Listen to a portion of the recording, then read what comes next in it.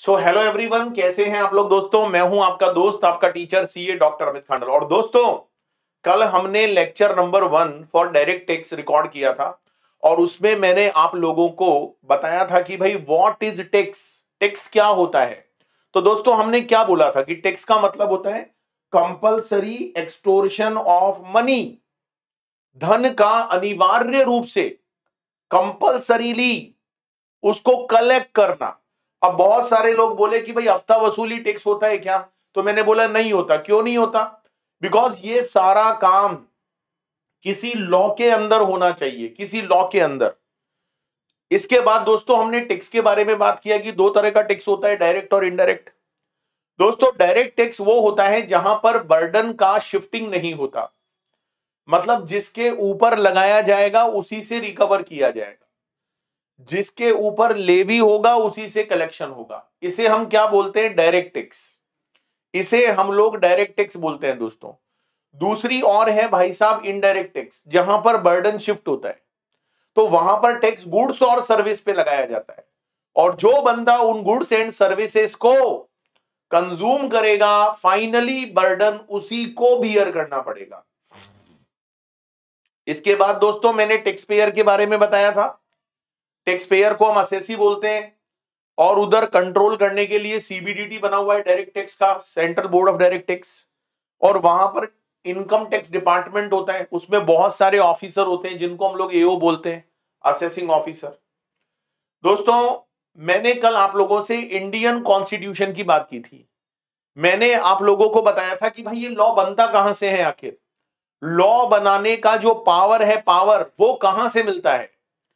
तो ये बात दोस्तों मैंने बोली थी कि लॉ बनाने का जो पावर होता है ना, वो इंडियन कॉन्स्टिट्यूशन से मिलता है। और हमारे देश का जो इंडियन कॉन्स्टिट्यूशन है भाई, उसका आर्टिकल नंबर है 246।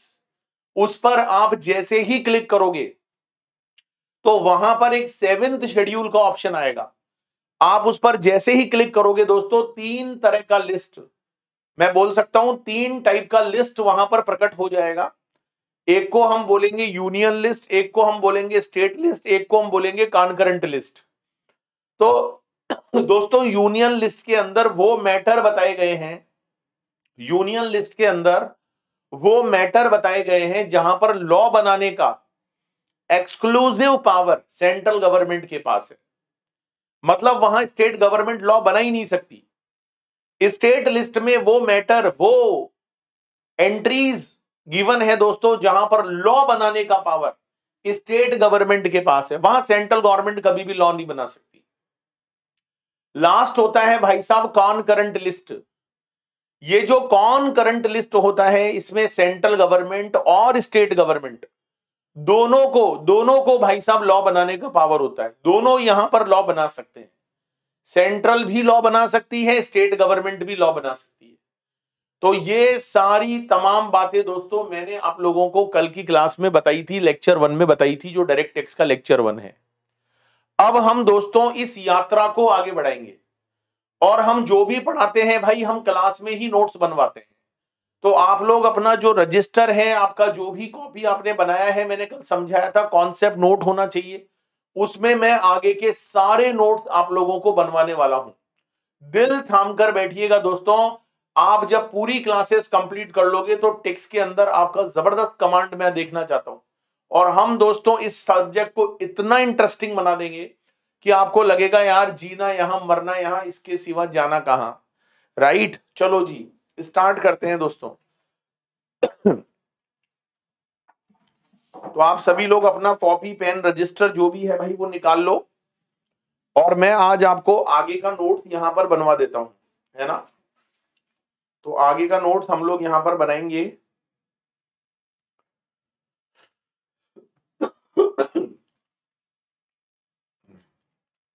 ये देखो, मैंने पूरे नोट्स बना रखे हैं आप लोगों के लिए, लेटेस्ट,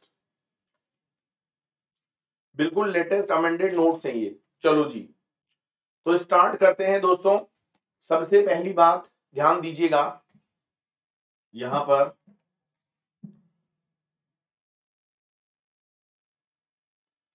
तो सबसे पहली बात आप लोगों को जो यहां पर ध्यान देनी है वो ये है दोस्तों, देखो भाई, सबसे पहले कल मैं आप लोगों को क्या बताया था, देखो मैं आप लोगों को कल क्या बताया था, एक मिनट,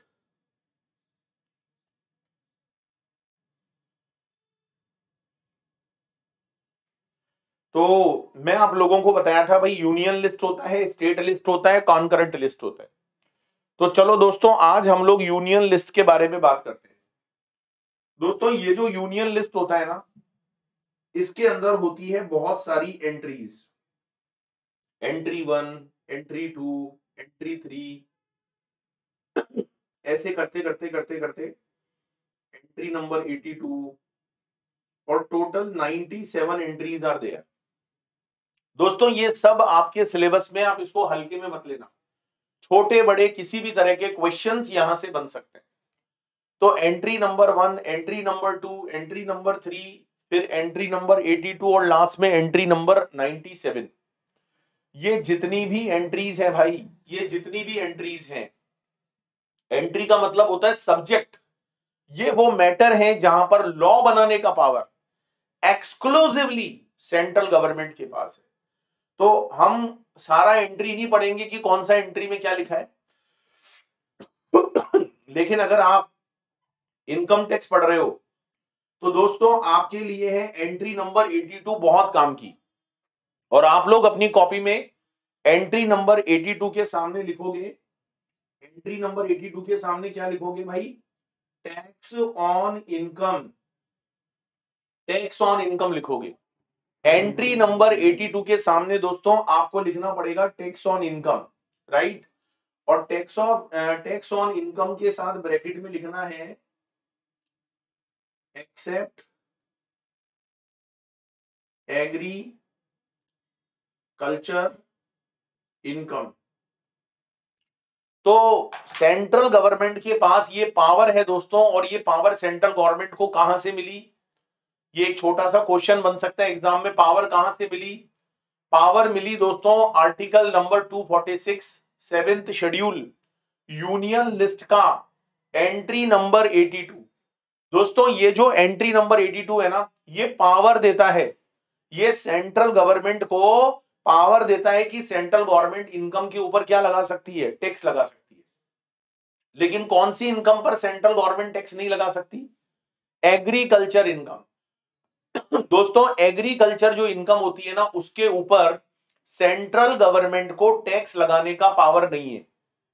इसीलिए दोस्तों हमारे देश में एग्रीकल्चर इनकम पर टैक्स नहीं लगाया जाता है by the central government, because the power is not given by the constitution. तो मैंने कल आप लोगों को क्लास में क्या बोला कि टैक्स वो होता है जहां पर हम मनी को कंपल्सरीली एक्सटोर्शन करते हैं। लेकिन दोस्तों वो एक्सटोर्शन जो होता है ना, वो अंडर एनी लॉ होना चाहिए, वो कानून के अंदर होना चाहिए। अब आप में से कई लोग मेरे से पूछते हैं सर यहां कानून का मतलब क्या है, यहां लॉ का मतलब क्या है। तो दोस्तों लॉ का मतलब है पावर, लॉ बनाने की पावर। पावर कहां से मिली, कॉन्स्टिट्यूशन से।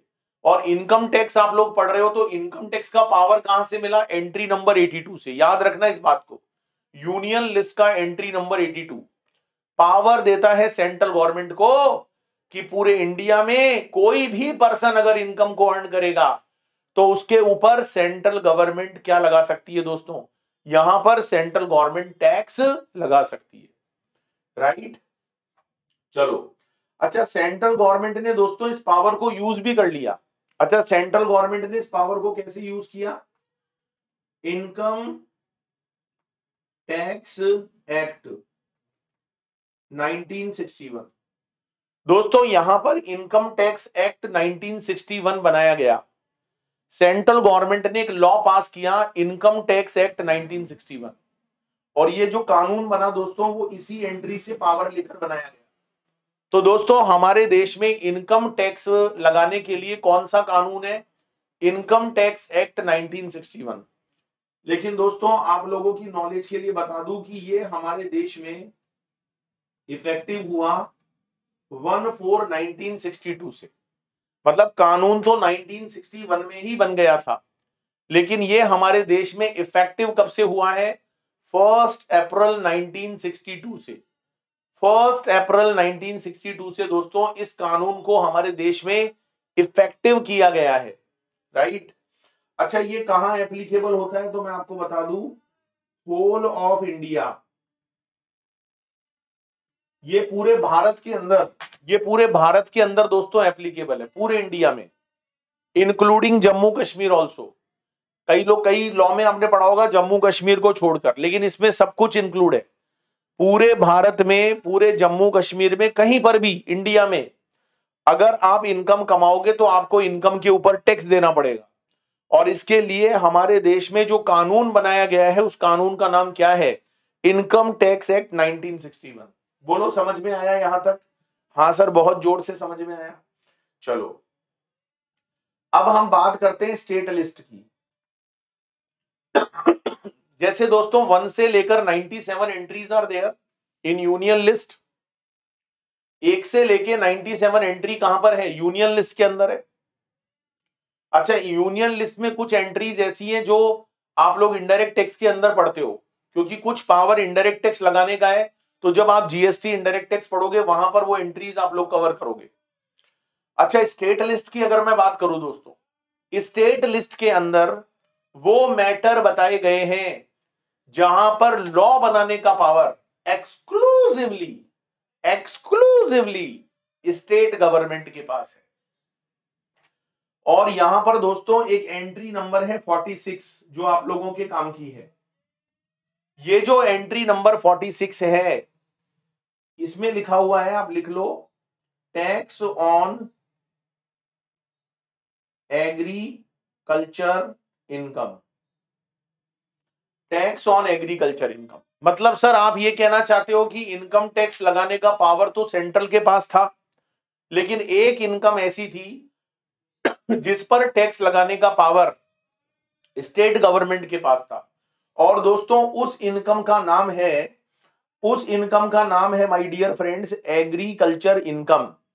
तो एग्रीकल्चर इनकम अगर आप अर्न करते हो भाई, तो सेंट्रल गवर्नमेंट कभी भी उसके ऊपर इनकम टैक्स नहीं लगा सकती, बिकॉज सेंट्रल गवर्नमेंट के पास पावर ही नहीं है। The power is given to the state government. अब आपके दिमाग में ये क्वेश्चन आएगा कि सर क्या स्टेट गवर्नमेंट एग्रीकल्चर इनकम पर टैक्स लगाती है? तो द आंसर इज नो। नहीं लगाती। नॉट इन कोर्स, नहीं लगाती भाई। क्यों नहीं लगाती? अरे किसानों के सामने पंगा कौन ले? आपको पता है ना हमारे देश का कितना बड़ा पार्ट किसान है। एग्रीकल्चर से बहुत सारे लोग अपना इनकम कमाते हैं। तो सेंट्रल के पास तो खैर पावर ही नहीं है। The power is given to the state government by the constitution of India. लेकिन दोस्तों आज तक किसी भी स्टेट गवर्नमेंट में इतनी हिम्मत नहीं है कि वो एग्रीकल्चर इनकम पर टैक्स लगा दे। कैसे लगाओगे? जो लगाएगा उसकी सरकार चली जाएगी। तो कोई भी राजनीतिक दल, चाहे वो किसी भी पार्टी को बिलोंग करते हो भाई, उनमें इतनी हिम्मत नहीं है कि वो लोग एग्रीकल्चर इनकम पर टैक्स लगा सके। तो कुल मिलाकर फाइनल कंक्लूजन ये है कि हमारे देश में, इंडिया में अभी फिलहाल एग्रीकल्चर इनकम पर टैक्स लगाया ही नहीं जाता, क्योंकि देखो जो सेंट्रल गवर्नमेंट है उसके पास तो पावर ही नहीं है। स्टेट के पास पावर है तो स्टेट लगाता नहीं है। तो कुल मिलाकर हमारे देश में एग्रीकल्चर इनकम पर टैक्स नहीं लगता। हाँ, जब आप इनकम टैक्स में आगे बढ़ोगे, जब मैं आपको सारे हेड्स ऑफ इनकम पढ़ाऊंगा, जब मैं आपको टैक्स कैलकुलेट करना सिखाऊंगा, तो वहां पर हम लोग देखेंगे कि वैसे तो एग्रीकल्चर इनकम पर टैक्स नहीं होता, लेकिन ये लोग इतने बदमाश हैं इनकम टैक्स वाले कि ये एग्रीकल्चर इनकम पर भी आपसे इनडायरेक्ट तरीके से क्या ले लेंगे? टैक्स। और ये भी कहते जाएंगे कि ना ना, इनडायरेक्ट एग्रीकल्चर इनकम पर तो हम टैक्स ही नहीं लगाते। पर आप देखना दोस्तों, वो दिन जिस दिन आएगा ना, मैं आपको याद दिलाऊंगा कि देखो वंस अपॉन ए टाइम मैंने आपको बताया था, उस दिन मना नहीं करना दोस्तों, बहुत गंदा लगता है दिल पे, है ना? तो आप लोग उस दिन हाँ भरना। मैं आपको बताऊंगा दोस्तों कि वैसे तो एग्रीकल्चर इनकम टैक्स फ्री है, लेकिन सरकार एग्रीकल्चर इनकम पर इनडायरेक्ट तरीके से कैसे टैक्स ले लेती है, तो ये सारी बात हम लोग यहां पर करेंगे। तो समझ में आया? यूनियन लिस्ट में आप लोग एंट्री नंबर 82 याद रखना, इनकम पर टैक्स लगाने का पावर एक्सेप्ट एग्रीकल्चर इनकम। और स्टेट लिस्ट में एंट्री 46 याद रखना, tax on agriculture income power is given to the state, but अभी नहीं लगाती स्टेट गवर्नमेंट। अच्छा, तो ये समझ में आया आप लोगों को। कॉन्करेंट लिस्ट में नॉर्मली सिविल मैटर होते हैं सिविल मैटर हो गए, क्रिमिनल मैटर हो गए, जहां पर लॉ बनाने का पावर सेंट्रल को भी होता है और दोस्तों एज वेल एज स्टेट को भी होता है। लेकिन अगर दोनों गवर्नमेंट किसी पर्टिकुलर चीज पर लॉ बना देती है और अगर लॉ में कोई कॉन्ट्राडिक्शन आ जाता है दोस्तों, तो सुपरमेसी किसकी रहती है? सेंट्रल की। सुपरमेसी जो रहेगी वो सेंट्रल की रहेगी, है ना। मतलब सेंट्रल का वहां पर सुपरमेसी रहेगा, सेंट्रल का लॉ हमेशा स्टेट के लॉ को प्रिवेल करेगा दोस्तों। तो ये सारी बात समझ में आई आप लोगों को? हाँ सर, बिल्कुल समझ में आई। चलिए, इसके बाद आज मैं आप लोगों को क्या पढ़ाने वाला हूं दोस्तों? आज मैं आप लोगों को सोर्सेज ऑफ इनकम टैक्स के बारे में बताऊंगा। इनकम टैक्स के कौन कौन से सोर्सेज होते हैं, तो ये जो सोर्सेज है भाई, इसके बारे में आज हम बात करेंगे। तो आप लोग अपने कॉन्सेप्ट रजिस्टर में सोर्सेज ऑफ इनकम टैक्स का हेडिंग डाल लो। दोस्तों मुझे पता है बहुत सारे लोग मार्केट में आपको स्टार्टिंग इंट्रोडक्शन ढंग से नहीं पढ़ाते हैं, और मैं आपको बता दूं यहां से क्वेश्चन हर बार बनते हैं, तो आप लोग इसको हल्के में मत लेना।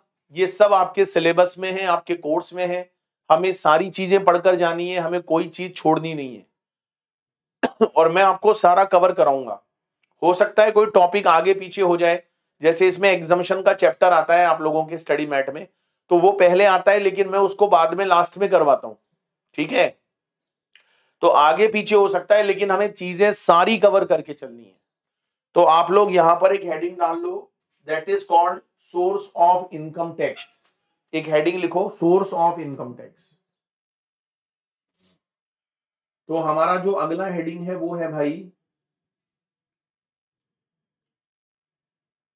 Source of income tax. तो जो हमारा अगला हेडिंग है वो है सोर्स ऑफ इनकम टैक्स, है ना, सोर्स ऑफ इनकम टैक्स। अच्छा, ये सोर्स ऑफ इनकम टैक्स क्या है भाई, इसको समझना बहुत जरूरी है ना? बहुत काम की चीज है ये। सोर्स ऑफ इनकम टैक्स में दोस्तों सबसे पहले आप लोग ये जान लो कि भाई एक तो होता है एक्ट और एक होता है लॉ। इन दोनों में क्या डिफरेंस है, कोई बताएगा मुझे? एक्ट में और लॉ में क्या फर्क होता है? बहुत सारे लोग कहते हैं कि साहब एक्ट और लॉ एक ही चीज होती है, जबकि ऐसा नहीं है दोस्तों। एक्ट में और लॉ में डिफरेंस होता है। क्या डिफरेंस होता है वो मैं आप लोगों को बता देता हूं दोस्तों। लॉ जो होता है ना, लॉ लॉ एक बड़ी टर्म है। लॉ जो होता है, लॉ एक बड़ी टर्म होती है। जैसे ये पूरा एक कंप्लीट सपोज करो लॉ है, ये पूरा एक लॉ है बेसिकली, इसको हम लॉ बोलेंगे। इसको मैं नीचे लिख देता हूं। ये सपोज करो हमारा लॉ है। इस लॉ के अंदर एक छोटी सी चीज है जिसको हम बोलते हैं एक्ट। ये एक्ट है। तो कहने का मतलब है लॉ एक बड़ी टर्म है। लॉ के अंदर बहुत सारी चीजें आती है, उनमें से एक चीज का नाम है एक्ट। तो जो लॉ होता है वो एक बड़ी टर्म होती है दोस्तों। लॉ के अंदर बहुत सारी चीजें आती है, अभी मैं बताऊंगा लॉ में कौन कौन सी चीजें आती है। लेकिन लॉ के अंदर जो चीजें आती है उनमें एक्ट एक पार्ट होता है। मतलब act is the part of law. Act जो होता है वो लॉ का पार्ट है, लेकिन लॉ एक्ट का पार्ट नहीं है। लॉ तो बड़ी चीज हो गई भाई, लॉ तो बड़ी चीज हो गई। जैसे कॉमर्स की जितने भी कोर्सेज हैं वो तो बड़ी चीज हो गई। फिर उसमें सीए का कोर्स भी आता है, सीएस का भी आता है, सीएमए का भी आता है, एमबीए भी आता है। तो ये सारे कोर्स आते हैं। तो ऐसे डियर लॉ बड़ी चीज है। लॉ में फिर बहुत सारी चीजें होती है, उनमें से एक चीज का नाम क्या है? एक्ट। चलो अब मैं आपको वन बाई वन करके सारी चीजें पढ़ाता हूं, आप लोग इसको पूरा अपने कॉन्सेप्ट रजिस्टर में अच्छे से लिखिएगा। आज हम यहां पर दोस्तों सारी बातों को समझेंगे, है ना। तो आप लोग यहां पर सबसे पहले जो लिखेंगे वो क्या लिखेंगे? सबसे पहले आपको यहां पर लिखना पड़ेगा पहली चीज, इनकम टैक्स एक्ट। 1961। इसमें होते हैं दोस्तों प्रोविजंस। ये हमको सबसे पहले पढ़ना है, जिसका नाम है इनकम टैक्स एक्ट 1961। दोस्तों आप लोगों के एग्जाम में इनकम टैक्स एक्ट के जितने भी प्रोविजंस कवर्ड होते हैं वो सारे मैं आपको करवाने वाला हूं। और ये सारे प्रोविजन आपको सेक्शन वाइज गिवन होते हैं, सेक्शन 1, सेक्शन 2, सेक्शन 3, सेक्शन 4। लेकिन आप लोग टेंशन मत लेना कि हाय राम हम सेक्शन कैसे याद करेंगे। सेक्शन नंबर याद करना बिल्कुल भी जरूरी नहीं है दोस्तों। आप लोगों को बिल्कुल भी टेंशन नहीं लेना है। तो पहली चीज हम लोगों को पढ़नी है इनकम टैक्स एक्ट 1961। ये वो कानून है दोस्तों जिसमें इनकम टैक्स के सारे प्रोविजंस गिवन है। सेकेंड पॉइंट आप लोग जो पढ़ोगे ना उसका नाम है इनकम टैक्स रूल्स 1962। देखो ये बेसिक इंट्रोडक्शन है, अगर आपने ये नहीं पढ़ा ना तो कोई मतलब नहीं है, पहले इसको पढ़ना बहुत जरूरी है। तो दूसरा जो पार्ट है that is called income tax rules. अच्छा ये रूल्स क्या होते हैं दोस्तों, रूल्स क्या होते हैं और ये क्यों बनाए जाते हैं, व्हाट इज द लॉजिक। दोस्तों रूल्स जो होते हैं ना वो एक्ट को सपोर्ट करने के लिए बनाए जाते हैं। देखो सारी की सारी बातें हैं ना हम लोग एक्ट में नहीं लिख सकते, हमको कुछ चीजें रूल्स के अंदर लिखनी पड़ती है। इसके पीछे एक लॉजिक भी है, मैं समझाता हूं। सपोज करो दोस्तों हमें इनकम टैक्स एक्ट में किसी प्रोविजन को चेंज करना है, हमें किसी प्रोविजन को बदलना है, उसको चेंज करना है ना। तो आपको पता है लॉ एक्ट को जब चेंज करते हैं तो पार्लियामेंट के अंदर उसको पास करवाना पड़ता है, कितना मुश्किल होता है। तो अगर हम सारी बातें एक्ट में लिख देंगे तो हमें छोटी छोटी बातें पार्लियामेंट में पास करवानी पड़ेगी। और आपको पता है दोस्तों हमारे देश के पार्लियामेंट का कितना गंदा हाल है, वहां पर कैसे कैसे कानून को कैसे पास करवाना पड़ता है, कितनी लड़ाइयां होती है। तो रूल्स इसलिए बनाए जाते हैं कि हमें बार बार पार्लियामेंट के अंदर नहीं जाना पड़े। रूल्स बेसिकली एक्ट को सपोर्ट करने के लिए बनाए जाते हैं। जैसे मैं आपको एक छोटा सा एग्जांपल देना चाहता हूं। आप लोगों ने डेप्रीशिएशन का नाम तो सुना होगा, आपने डेप्रीशिएशन बहुत बार निकाला भी होगा। तो दोस्तों जब आप लोग अगर किसी बिजनेस या प्रोफेशन को रन करते हो, अगर आपका कोई बिजनेस या प्रोफेशन है तो आप अपने बिजनेस की जब इनकम टैक्स में टैक्सेबल इनकम कंप्यूट करोगे तो while computing the taxable income आपके बिजनेस में जितना भी डेप्रीशिएशन है उस डेप्रीशिएशन का जो एक्सपेंडिचर हुआ है वो आपको अलाउड होता है। डेप्रीशिएशन का खर्चा अलाउड होता है वाइल कंप्यूटिंग बिजनेस और प्रोफेशन इनकम। अब ये सारी बातें इनकम टैक्स एक्ट के अंदर लिखी हुई है कि हर बिजनेसमैन को, जितने भी बिजनेसमैन है उन सबको डेप्रीशिएशन मिलेगा। ये सारी बातें एक्ट के अंदर मेंशन्ड है। लेकिन अगर आपको डेप्रीशिएशन का रेट पता करना है, क्योंकि डेप्रीशिएशन किस रेट से मिलेगा ये सारी बातें एक्ट में नहीं लिखी हुई, ये सारी बातें कहां लिखी हुई है, रूल्स में। तो रेट ऑफ डेप्रीशिएशन एक्ट में नहीं है, रेट ऑफ डेप्रीशिएशन रूल्स के अंदर है। हाँ डेप्रीशिएशन मिलना चाहिए, लगाना चाहिए, ये सारी बात एक्ट के अंदर है। तो कहने का मतलब ये है कि एक्ट के अंदर प्रोविजंस होते हैं लेकिन उनको सपोर्ट करने के लिए रूल्स बनाए जाते हैं। दोस्तों जब आप एक्ट को पढ़ते हो ना तो कई बार वहां लिखा हुआ होता है एज प्रिस्क्राइब्ड। जब मैं आपको एक्ट पढ़ना सिखाऊंगा, जब मैं आप लोगों को इनकम टैक्स के प्रोविजंस पढ़ाऊंगा तो दोस्तों आप लोग देखना वहां पर प्रोविजंस में कई बार ये वर्ड आपको देखने को मिलेगा एज प्रेस्क्राइब्ड। तो ये एज प्रेस्क्राइब्ड का मतलब क्या है दोस्तों, मैं आप लोगों को बता दूं एज प्रेस्क्राइब्ड का मतलब है कि रूल्स में जाकर देखो, रूल्स में जाकर देखो। जैसे आप लोग इनकम कमाते हो दोस्तों, तो इनकम अर्न करने के बाद आपको पता है इनकम टैक्स का रिटर्न फाइल करना पड़ता है। आप लोग कई बार सुने होंगे न्यूज़पेपर में भाई इनकम टैक्स रिटर्न का लास्ट डेट आ गया। तो इनकम टैक्स रिटर्न क्या है दोस्तों, इनकम टैक्स रिटर्न एक फॉर्मेट है, उसके अंदर असेसी जो होता है जिसको हम लोग टैक्स पेयर बोलते हैं, हम सब लोग टैक्स पेयर हैं क्योंकि हम लोग इनकम कमाते हैं। सर हम तो नहीं कमाते, अरे आगे तो कमाओगे। तो आप जब इनकम कमाते हो तो उस इनकम को एक प्रेस्क्राइब्ड फॉर्मेट में डिक्लेयर करना पड़ता है, उसको एक फॉर्मेट में बताना पड़ता है कि भाई हमने इस साल इतना इतना इनकम कमाया है। और ये सारा इनकम आप जिस फॉर्मेट के अंदर बताते हो, ये सारा इनकम आप जिस फॉर्मेट के अंदर बताते हो उसे हम लोग रिटर्न बोलते हैं, रिटर्न। अच्छा, रिटर्न का जो फॉर्म होता है ना, रिटर्न का जो फॉर्म होता है वो कभी भी एक्ट में नहीं होता है। रिटर्न का फॉर्मेट क्या होगा, वो सारी बातें दोस्तों आप लोगों को रूल्स में देखने को मिलेगी। तो अगर आप कभी भी किसी प्रोफेशनल के ऑफिस में जाओगे तो वहां पर आपको दो बड़ी बड़ी बुक मिलेगी। एक का नाम होता है इनकम टैक्स एक्ट, दूसरे का नाम होता है इनकम टैक्स रूल्स। तो एक्ट में तो सारा लॉ या उसका प्रोविजन है, लेकिन उसका जैसे फॉर्म क्या रहेगा, रेट्स ऑफ डेप्रिसिएशन क्या रहेंगी, ये सारी बातें रूल्स में मिलेगी आपको। बहुत सारे सर्टिफिकेट्स होते हैं जो प्रोफेशनल से लेने पड़ते हैं, तो वो सर्टिफिकेट का फॉर्मेट भी कहां मिलेगा आपको, रूल्स में मिलेगा। तो आपका पढ़ाई का काम रूल्स नहीं है, आपको जो पढ़ाई करनी है वो आपको एक्ट की करनी है। आपसे प्रोविजंस पूछे जाएंगे दोस्तों, लेकिन जहां जहां पर रूल्स की बात आएगी तो वो भी मैं आप लोगों को पढ़ाकर चलूंगा, ठीक है। इसके बाद सुनो, तीसरा चीज क्या होता है, तीसरा चीज क्या होता है, लिख लो एक बार, थर्ड पॉइंट। थर्ड होता है भाई annual finance act. Annual finance act दोस्तों आपको पता है क्या कि बजट पास होता है हर साल। हर साल बजट आता है फरवरी में। जो हमारी वित्त मंत्री होती है वो हमें बजट पढ़कर सुनाती है। बताओ सुनाती है नहीं सुनाती है ना। तो 1 फरवरी को हमारे देश में क्या आता है, 1 फरवरी को हमारे देश में बजट पास होता है। बजट का मतलब ये होता है दोस्तों कि हमारी सरकार, जो केंद्र सरकार है, सेंट्रल गवर्नमेंट है, उसको कितना तो रेवेन्यू होगा और उसके कितने एक्सपेंडिचर होंगे।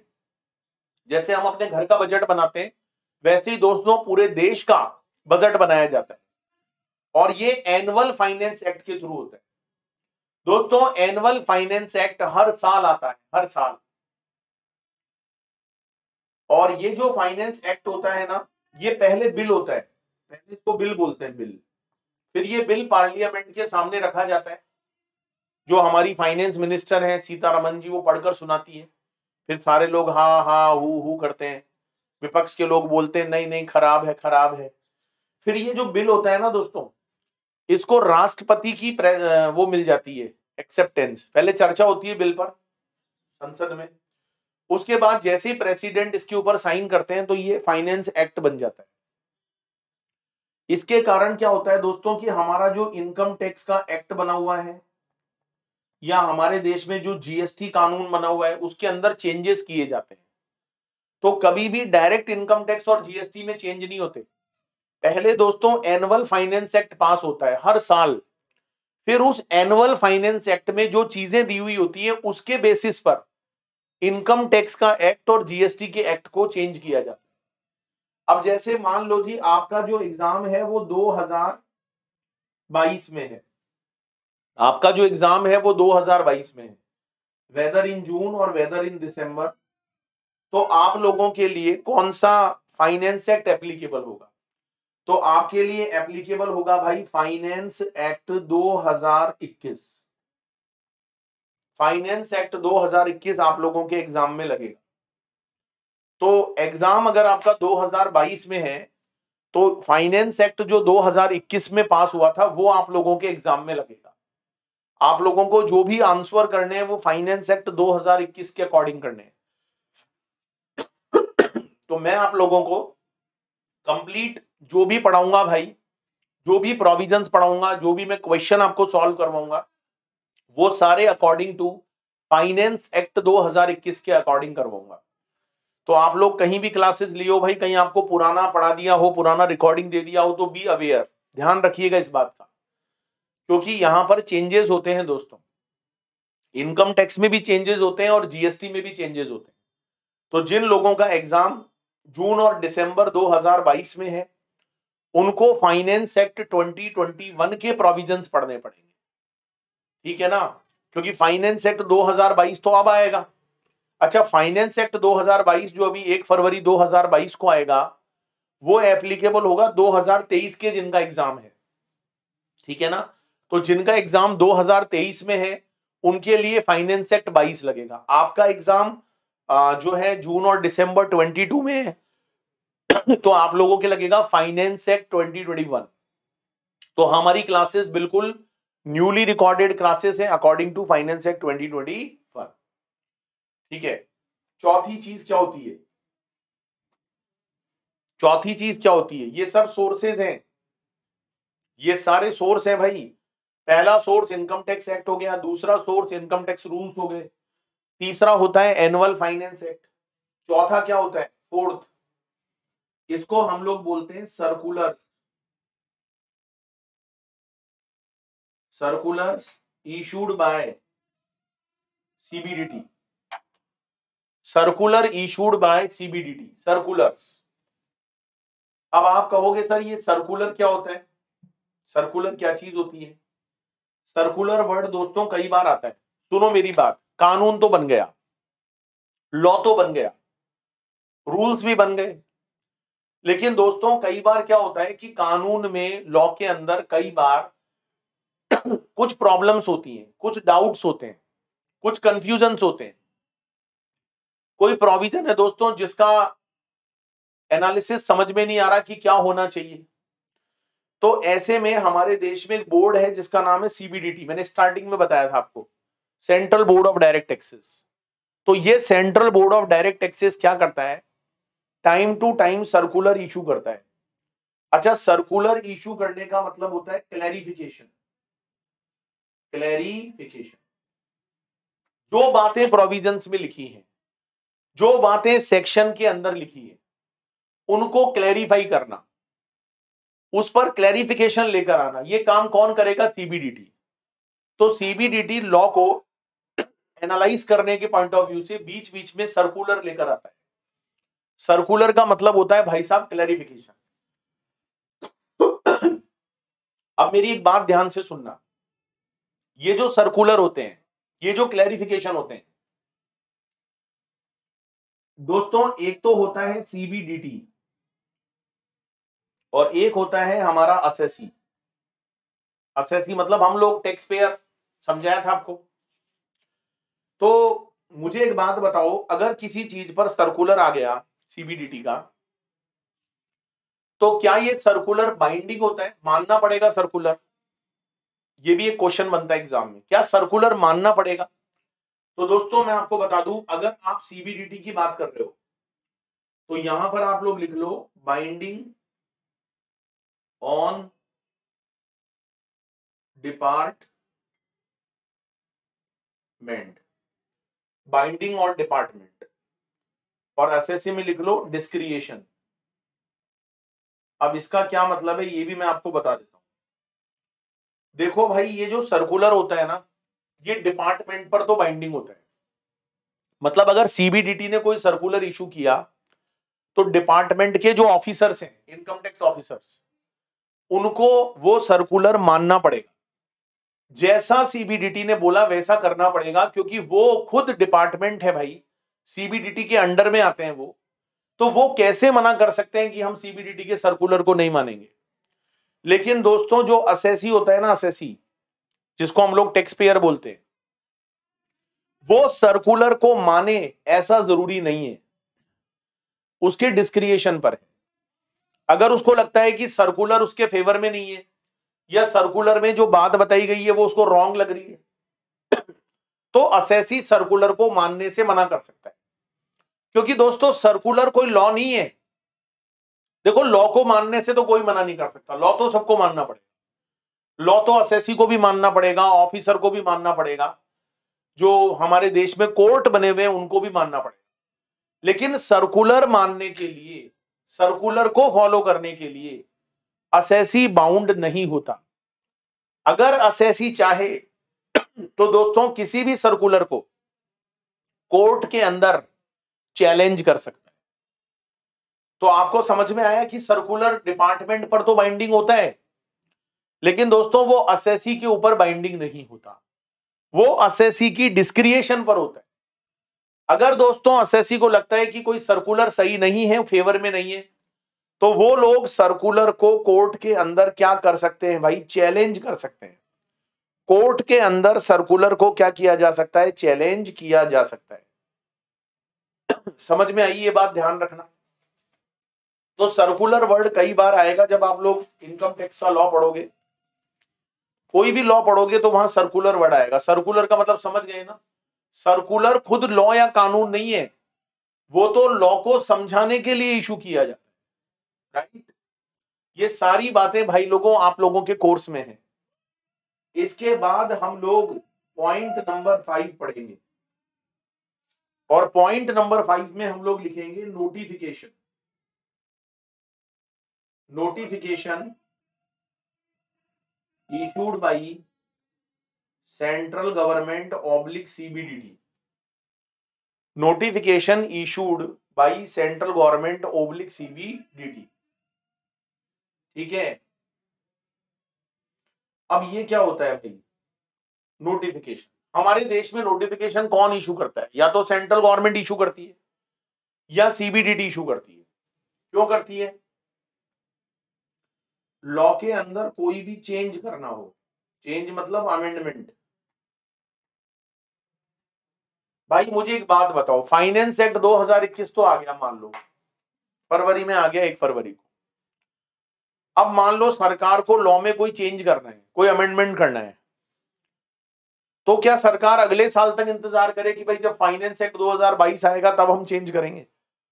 या फाइनेंस एक्ट 2022 भी आ गया तो क्या फाइनेंस एक्ट 2023 तक का इंतजार करे सरकार? नहीं दोस्तों, अगर सरकार को कोई भी लॉ में चेंज करना है, कोई भी चीज लॉ को अमेंड करनी है, तो दोस्तों उसके लिए सरकार क्या इशू करेगी? उसके लिए गवर्नमेंट इशू करती है नोटिफिकेशन। उसके लिए नोटिफिकेशन इशू होता है। अच्छा दोस्तों, ये जो नोटिफिकेशन होता है ना, ये नोटिफिकेशन बाइंडिंग होता है, बाइंडिंग, बाइंडिंग ऑन ऑल। लिख लो ये बात, it is binding on all. चाहे वो हमारा असेसी हो, चाहे वो हमारा कोर्ट हो, चाहे वो डिपार्टमेंट हो, सभी लोगों को दोस्तों, सभी लोगों को नोटिफिकेशन मानना पड़ता है। नोटिफिकेशन मानना सबकी मजबूरी है माय डियर फ्रेंड्स। सबको मानना पड़ेगा, नोटिफिकेशन सबको मानना पड़ेगा। तो what is the difference between the circular and notification? देखो, सर्कुलर सीबीडीटी भी इशू कर सकता है, नोटिफिकेशन सीबीडीटी भी इशू कर सकता है, लेकिन गवर्नमेंट हमेशा नोटिफिकेशन ही इशू करती है। दूसरी बात, जो सर्कुलर होता है ना, सर्कुलर, वो लॉ को क्लैरिफाई करने का काम करता है, मतलब क्लैरिफिकेशन का काम करता है। लेकिन दोस्तों जो नोटिफिकेशन होता है, जो नोटिफिकेशन होता है ना माय डियर फ्रेंड, वो लॉ में बदलाव करने के लिए, लॉ में चेंज लाने के लिए, लॉ को अमेंड करने के लिए जारी किया जाता है। तीसरी बात, सर्कुलर सबके ऊपर बाइंडिंग नहीं होता। सर्कुलर जो होता है वो केवल डिपार्टमेंटल ऑफिसर्स के ऊपर बाइंडिंग होता है। असेसी अगर चाहे तो मना कर सकता है दोस्तों, वो सर्कुलर को कोर्ट में चैलेंज कर सकता है, लेकिन दोस्तों नोटिफिकेशन को कोई चैलेंज नहीं करेगा, क्योंकि नोटिफिकेशन एक तरह से लॉ का ही पार्ट है, कानून का ही पार्ट है। जो बात एक्ट में लिखी है, बताओ वो सबको माननी पड़ेगी, नहीं माननी पड़ेगी? इच्छा वाली बात तो नहीं है। तो दोस्तों एक तरह से notification is the part of the act, बाद में वो नोटिफिकेशन एक्ट के अंदर ही इनकॉर्पोरेट हो जाता है। तो ये सब मानेंगे भाई, नोटिफिकेशन को डिपार्टमेंट भी मानेगा, नोटिफिकेशन को असेसी भी मानेगा, नोटिफिकेशन को कोर्ट भी मानेगा। कोर्ट भी जब अपना जजमेंट सुनाता है ना, तो वो नोटिफिकेशन को अपने कंसिडरेशन में रखता है। तो समझ में आया आपको? तो अभी तक मैंने 5 सोर्स पढ़ाए इनकम टैक्स में। पहला इनकम टैक्स एक्ट, दूसरा मैंने पढ़ाया इनकम टैक्स रूल्स, थर्ड मैंने बताया एनुअल फाइनेंस एक्ट, इसके बाद में मैंने बताया सर्कुलर, इसके बाद में मैंने बताया नोटिफिकेशन। और जो नेक्स्ट पॉइंट हम लोग यहां पर पढ़ने जा रहे हैं, that is called juridical decision. दोस्तों मैं आपको जितना लिखवा रहा हूं ना, बस आपको यही पढ़कर जाना है, आपको इधर उधर कहीं ध्यान नहीं लगाना है। मैं सारी चीजें यहां कवर करके चलूंगा, है ना। कोई बिल्कुल इररेलेवेंट होगा तो वो एक बात अलग है, बाकी हम सब चीज कवर करेंगे। हाँ, कोई भी चीज थोड़ा आगे पीछे हो सकती है। देखो मुझे पता है कि आपको पहले क्या पढ़ाना है, कौन सी चीज पहले पढ़ने से आपको ज्यादा अंडरस्टैंडिंग होगी, ज्यादा समझ में आएगा, मैं जानता हूं। तो बुक में कई बार सीरियलिटी गलत तरीके से होता है तो वो स्टूडेंट को प्रॉब्लम क्रिएट करता है। तो आप लोगों को मैं जितना लिखवा रहा हूं इसको आप कॉन्सेप्ट रजिस्टर में लिख लो। मैं जो क्लास में क्वेश्चंस करवाऊंगा वो क्वेश्चंस आप कर लो साथ में। इसके अलावा दोस्तों आपको कोई जरूरत नहीं है। अच्छा, आपने अगर ये दो चीजें कर ली ना, मेरे कॉन्सेप्ट नोट्स और मेरे क्वेश्चन साथ में, तो आप किसी भी बुक का क्वेश्चन करना चाहो कर लो, कोई भी ऑब्जेक्टिव क्वेश्चन करना है कर लो, सारे क्वेश्चन आपसे सॉल्व होंगे। बस ये दो चीज आपको अच्छे से करनी है। वैसे तो इन दो चीज से ही सारा काम हो जाएगा, फिर भी एक्स्ट्रा प्रैक्टिस करनी है, आप करो। स्टडी मैट वाले सारे क्वेश्चन कर लो, सब हो जाएंगे आपसे, कोई दिक्कत नहीं आएगी। कंफ्यूजन रहता है, डाउट रहता है तो स्क्रीन पर दिए गए व्हाट्सएप नंबर पर मुझे मैसेज करें, मैं विद इन 24 आवर्स आपको रिप्लाई करूंगा। मैं 24 आवर्स इसलिए बोलता हूं क्योंकि कई बार मैं खुद रिकॉर्डिंग कर रहा हुआ होता हूं तो मैं बीच में व्हाट्सएप कैसे चेक करूं। तो जैसे ही मैं फ्री होता हूं मैं देखता हूं हाँ भाई बच्चे का क्वेरी है, आप उसका फोटो क्लिक करके भेज दो मेरे को, मैं अपना ऑडियो टाइप करके या ऑडियो से मैं आपको उसका रिप्लाई कर देता हूं। तो फोन से ज्यादा बेटर है कि आप मुझे व्हाट्सएप पर बोलो, मैं आपको उसका रिप्लाई दे दूंगा, है ना। फिर भी ज्यादा कंफ्यूजन है तो आप कॉल भी कर लो, इवनिंग आवर्स में 5-6 बजे के आसपास कॉल कर लो जब मैं नॉर्मली फ्री होता हूं। चलो जी, तो हम लास्ट सोर्स की बात कर रहे हैं और लास्ट सोर्स में कौन आता है हमारा, जूरिडिकल डिसीजंस। अब ये जूरिडिकल डिसीजंस का मतलब होता है भाई साहब केस लॉज। केस लॉज दोस्तों, जैसे सपोज करो, एग्जांपल दे रहा हूं आपको, लिखना मत, एग्जांपल है। मान लो असेसी ने अपनी इनकम निकाली 5 लाख रुपए की, भाई मेरी टैक्सेबल इनकम 5 लाख है। अब जरूरी तो नहीं है कि आप जितना बोलोगे उतना ही माना जाएगा। अब इनकम टैक्स जो ऑफिसर था जिसको हम लोग एओ बोलते हैं, उसके अकॉर्डिंग आपका टैक्सेबल इनकम 8 लाख होना चाहिए, क्योंकि इनकम टैक्स वालों ने बोला कि आपने कुछ गलत खर्चे माइनस कर दिए, आप गलत खर्चे की डिडक्शन ले रहे हो, तो हम 3 लाख रुपया का खर्चा आपका वापस इनकम मानेंगे, बिकॉज ये खर्चा अलाउड नहीं है। तो उन्होंने आपका इनकम 8 लाख रुपीज असेस कर दिया, तो आपका टैक्स ज्यादा बनेगा। अब आपको गुस्सा आ गया दोस्तों, अब आप क्या कर सकते हो गुस्से में, शक्तिमान थोड़ी बनोगे, सुपरमैन थोड़ी बनोगे। कहां जाओगे आप, कोर्ट में जाओगे। आपको जाना पड़ेगा दोस्तों कोर्ट में। अच्छा, इनकम टैक्स में जो पहला लेवल का कोर्ट है वो है आईटीएटी, हाई कोर्ट भी होता है, सुप्रीम कोर्ट भी होता है। तो आप वहां पर केस ले जा सकते हो कि हे माय लॉर्ड बचाओ बचाओ, मेरी इनकम तो 5 लाख है, इनकम टैक्स वाले उसको 8 लाख बता रहे हैं, ये गलत है। तो दोस्तों अगर ऐसा होगा, अगर ऐसा होगा तो बताओ कोर्ट में जाएगा मैटर। और दोस्तों जब ये मैटर कोर्ट के अंदर जाएगा, जब ये मैटर कोर्ट के अंदर जाएगा तो वहां पर जजमेंट सुनाया जाएगा दोस्तों। हाई कोर्ट, सुप्रीम कोर्ट, या जो ये इनकम टैक्स अपीलिएट ट्रिब्यूनल बोलते हैं इसको, आईटीएटी का फुल फॉर्म होता है इनकम टैक्स अपीलिएट ट्रिब्यूनल, ये भी कोर्ट है, ये छोटी कोर्ट है। फिर हाई कोर्ट होता है, फिर सुप्रीम कोर्ट होता है। तो ये लोग अपने डिसीजन सुनाते हैं। जो माई लॉर्ड होते हैं वो डिसीजन सुनाते हैं। इनकम टैक्स ऑफिसर चुप करो, तुम असेसी की इनकम गलत निकाल रहे हो। तो दोस्तों ये जो हाई कोर्ट सुप्रीम कोर्ट के डिसीजन होते हैं ना, ये भी अपने आप में लॉ के बराबर होते हैं। हाई कोर्ट और सुप्रीम कोर्ट ने अगर कोई बात बोली है तो वो कानून से कम नहीं है, वो भी लॉ का पार्ट है दोस्तों। तो जुडिशियल डिसीजंस भी काम में लिए जाते हैं। अब मान लो किसी बंदे की इनकम को हाई कोर्ट ने या सुप्रीम कोर्ट ने अपने अकॉर्डिंग डिसाइड की, तो आने वाले समय में वैसी ही इनकम का अगर कोई और मैटर आएगा एओ के सामने, तो एओ को जुडिशियल डिसीजंस को भी मानना पड़ेगा। तो अगर हम लोग सोर्सेस की बात करें, अगर हम लोग सोर्सेस की बात करें माय डियर फ्रेंड्स, तो जो जो आप लोगों के जुडिशियल डिसीजंस काम के हैं वो मैं सारे बीच बीच में आपको रेफर कर दूंगा जब हम लोग नोट्स बनाएंगे। आपको नाम वाम याद करने का जरूरत नहीं है, आपको तो बस थोड़ा सा जो केस में डिसाइडेड मैटर है वो मैं आपको सारा नोट करवा दूंगा, डोंट वरी। तो कुल मिलाकर दोस्तों ये 6 सोर्सेज होते हैं। तो अगर आपसे सोर्सेज के बारे में कोई भी चीज पूछी जाएगी, इनकम टैक्स के क्या क्या सोर्सेज हैं, तो आप उसमें सबसे पहला नाम लोगे इनकम टैक्स एक्ट 1961 का, जो हमको डिटेल में पढ़ना है। दूसरा आप नाम लोगे इनकम टैक्स रूल्स का। अच्छा, रूल्स किसको सपोर्ट करने के लिए बनाए जाते हैं? एक्ट को। दोस्तों, क्या रूल्स कभी एक्ट को ओवरराइड कर सकते हैं? नहीं कर सकते, क्योंकि एक्ट तो पप्पा है ना, एक्ट तो पप्पा है। तो पप्पा को बच्चे कैसे ओवरराइड करेंगे? रूल्स यहां पर बच्चा है।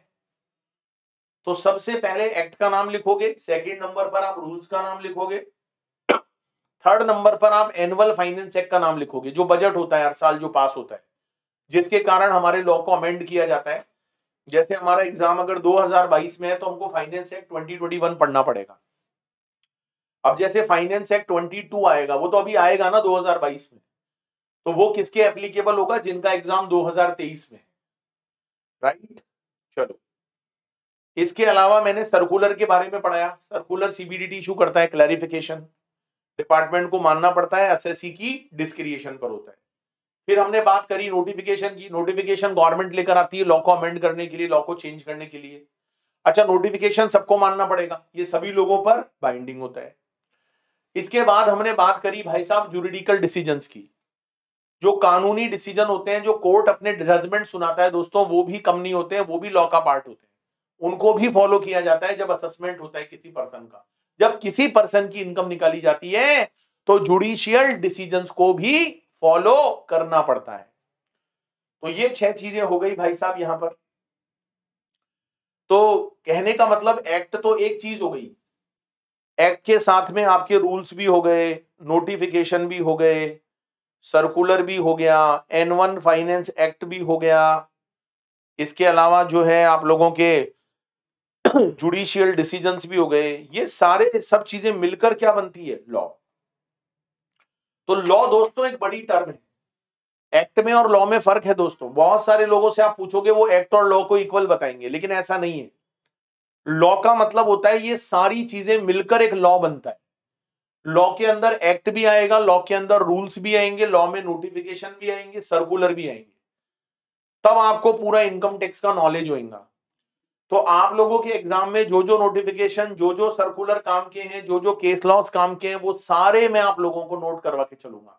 And believe me my dear friends, अगर आपने ऐसे नोट्स बनाकर पढ़ाई करी तो आपको सारी चीजें क्लास के अंदर याद होने वाली है, और आपका कॉन्फिडेंस लेवल इतना ज्यादा बूस्टअप होगा कि हाँ भाई मुझे सब कुछ आता है। और टैक्स में तो वैसे ही बड़ा इंटरेस्टिंग सब्जेक्ट है, बहुत मजा आता है। तो ये क्लियर है सब लोगों को कि लॉ बड़ी टर्म हो गई, एक्ट तो लॉ का एक पार्ट है। This is the basic difference. Sources बोलेगा तो ये सारे सोर्सेज भी होते हैं। तो इनकम टैक्स लॉ बोलो या सोर्सेज बोलो, ये सब एक ही बात है। हाँ, एक्ट उन सब का एक पार्ट है दोस्तों, राइट। तो ये सब चीजें हमारे एग्जाम में आएंगी, ये सब मैं आपको लिखवा कर चलूंगा, कवर करा के चलूंगा। तो सर अब आप आगे नेक्स्ट क्या पढ़ाने वाले हो? तो दोस्तों मैं बता दूं, अब मैं आपको यहां पर इंपॉर्टेंट डेफिनेशंस पढ़ाऊंगा। तो हमारा जो नेक्स्ट टॉपिक होएगा that is called important definitions.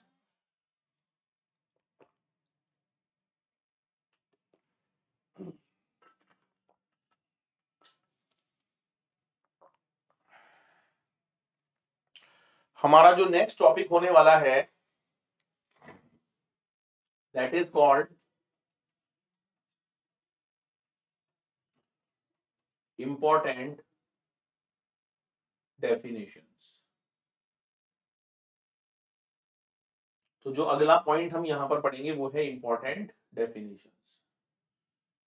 तो इंपॉर्टेंट डेफिनेशंस का आप टॉपिक डाल लो। इनकम टैक्स में दोस्तों बहुत सारी इंपॉर्टेंट डेफिनेशंस हैं, उन्हें हम यहां 1 बाय 1 करके डिस्कस करेंगे।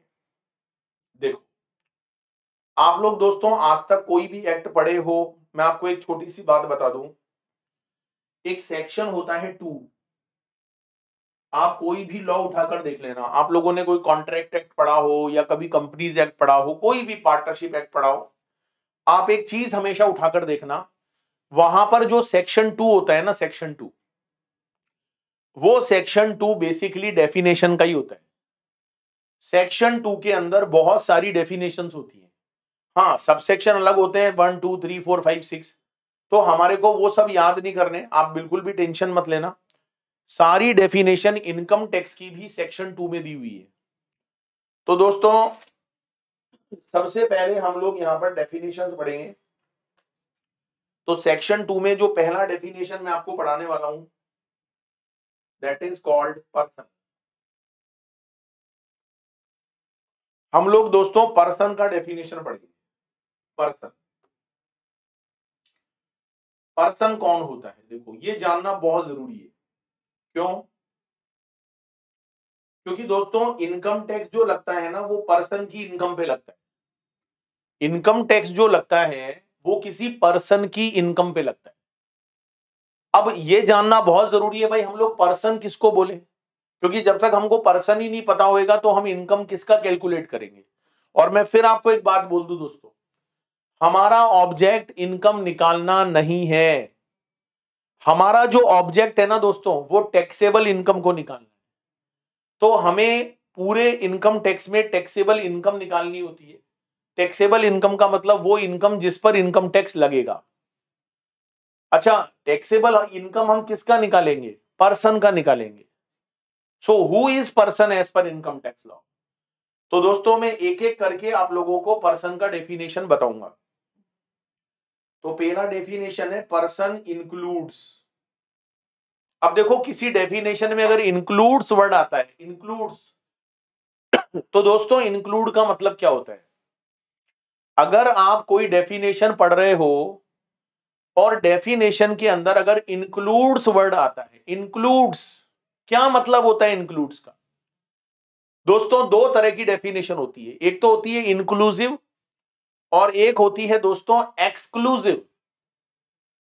इंक्लूसिव का मतलब होता है कि जो आप अभी डेफिनेशन में पढ़े हो वो तो है ही, उसके अलावा और भी बहुत सारे लोग डेफिनेशन में कवर हो सकते हैं।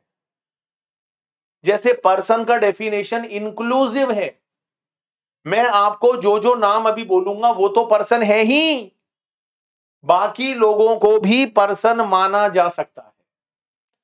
दोस्तों दूसरी और एक डेफिनेशन होती है एक्सक्लूसिव। एक्सक्लूसिव का मतलब होता है कि उस डेफिनेशन में जो लिखा है ना बस वही कवर होंगे, बाकी लोग कवर नहीं होंगे। जैसे अभी मैं पर्सन के बाद आप लोगों को असेसी का डेफिनेशन बताऊंगा। असेसी कौन होता है? तो असेसी का डेफिनेशन एक्सक्लूसिव है, जो डेफिनेशन में लिखा है ना बस वही असेसी माने जाएंगे, बाकी लोगों को असेसी नहीं बोला जाएगा। तो परिभाषा जो डेफिनेशन होती है भाई साहब वो दो तरह की होती है, एक होती है इंक्लूसिव और एक होती है एक्सक्लूसिव। इंक्लूसिव का मतलब होता है दोस्तों जो आप अभी पढ़ रहे हो वो तो आएगा ही आएगा, इसके अलावा और भी बहुत सारी चीजें उसमें आ सकती है। तो चलो दोस्तों स्टार्ट करते हैं कि पर्सन का डेफिनेशन क्या है इनकम टैक्स में। ये डेफिनेशन आपको पता होना बहुत जरूरी है दोस्तों। अगर आपने बेसिक एबीसीडी नहीं सीखा तो भाई फिर क्या सीखा, है ना? तो ये हमारा एक तरह से बेसिक है भाई, बेसिक। ये स्ट्रांग होना बहुत जरूरी है और आप लोगों के कोर्स में इनका फुल कवरेज है, एग्जाम में क्वेश्चन आते हैं यहां से। तो चलो दोस्तों मैं आप लोगों को पर्सन का डेफिनेशन पढ़ाता हूं। पर्सन कौन होता है ध्यान से सुनिएगा। पर्सन इंक्लूड्स, पहला नाम आप लिखोगे यहां पर इंडिविजुअल। पर्सन की डेफिनेशन में पहला नाम आप लोगों को लिखना पड़ेगा इंडिविजुअल, और इसके आगे ब्रैकेट में लिखोगे नेचुरल पर्सन। इसके आगे आपको ब्रैकेट में लिखना पड़ेगा नेचुरल पर्सन, और ये मेल भी हो सकते हैं और फीमेल भी हो सकते हैं। तो दोस्तों पर्सन की डेफिनेशन में पहला नाम जो निकल कर आता है ना दैट इज कॉल्ड इंडिविजुअल। आप और हम जैसे लोग, हम सब कौन है? इंडिविजुअल से, because we all are natural person. हम प्राकृतिक मनुष्य हैं भाई। हम सांस लेते हैं, हम खाना खाते हैं, हम हंसते हैं ही, हम रोते हैं हुआ हुआ। हम नेचुरल पर्सन है भाई। इसमें मेल भी आएंगे, फीमेल भी आएंगी। सर कई लोग दोनों भी हो सकते हैं, हाँ मुझे पता है, वो भी आएंगे समय। तो सर आपने उनका नाम नहीं लिखा, अरे वो तो आ गए ना इसमें यार, तुमको क्या नाम की पड़ी है। तो जैसे mister CA doctor Amit Khandal, तो मैं अपना रिटर्न फाइल करूंगा। सपोज मैं इनकम कमाता हूं, सर आप बताओ ना कितना कमाते हो, नहीं बता रहा मैं।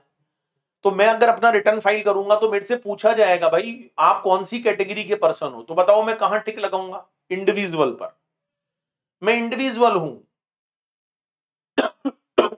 तो राम मोहन सीता गीता हरि राम प्रकाश हरि राम सब कौन है भाई? कौन है? इंडिविजुअल। चलो सेकेंड पॉइंट लिखो, HUF। सेकेंड पॉइंट आप यहां पर लिख लो, that is called HUF। HUF का मतलब होता है हिंदू अनडिवाइडेड फैमिली। ये नाम तो सुना होगा ना आपने HUF का।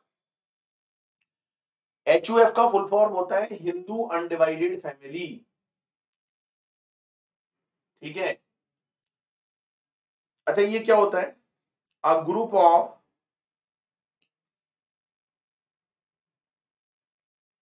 Family members. दोस्तों ये परिवार के सदस्यों का एक समूह होता है, झुंड, झंड नहीं, झुंड, ग्रुप होता है ये। आपको पता है दोस्तों बहुत सारे लोगों का फैमिली बिजनेस होता है। फैमिली बिजनेस का मतलब ये होता है कि घर परिवार में जितने भी लोग हैं वो सारे उस बिजनेस में लगे हुए हैं। तो बताओ दोस्तों क्या वो बिजनेस किसी एक इंडिविजुअल का है या वो पूरे ग्रुप का है? सर वो ग्रुप का है। तो वहां पर जब आप इनकम टैक्स का रिटर्न फाइल करोगे, जब आप इनकम निकालोगे उस बिजनेस का, तो आपको वहां स्टेटस साइन करना पड़ेगा HUF, हिंदू अनडिवाइडेड फैमिली। अच्छा दोस्तों ये जो हिंदू अनडिवाइडेड फैमिली होती है ना, इसमें जो सीनियर मोस्ट होता है उसको हम लोग बोलते हैं कर्ता। उसको हम लोग क्या बोलते हैं? कर्ता बोलते हैं। जैसे हमारे परिवार में दद्दू होते हैं, दद्दू वो सीनियर मोस्ट है। अच्छा दद्दू क्या करते हैं दोस्तों? जैसे मान लो हम सुबह सुबह पढ़ाई के लिए जा रहे हैं तो दद्दू वहीं गेट पर बैठे रहते हैं। अच्छा उनके हाथ में क्या होती है? एक छड़ी होती है, डंडा होता है। किधर जा रहे हो? दद्दू मैं पढ़ाई करने जा रहा। अच्छा अब जा रहे हो पढ़ाई करने? हमारे जमाने में तो सुबह ही निकल जाया करते थे। फिर जैसे आप रात को आए, दद्दू फिर वहीं मिलेंगे। हाँ कहां से आ रहे हो भाई?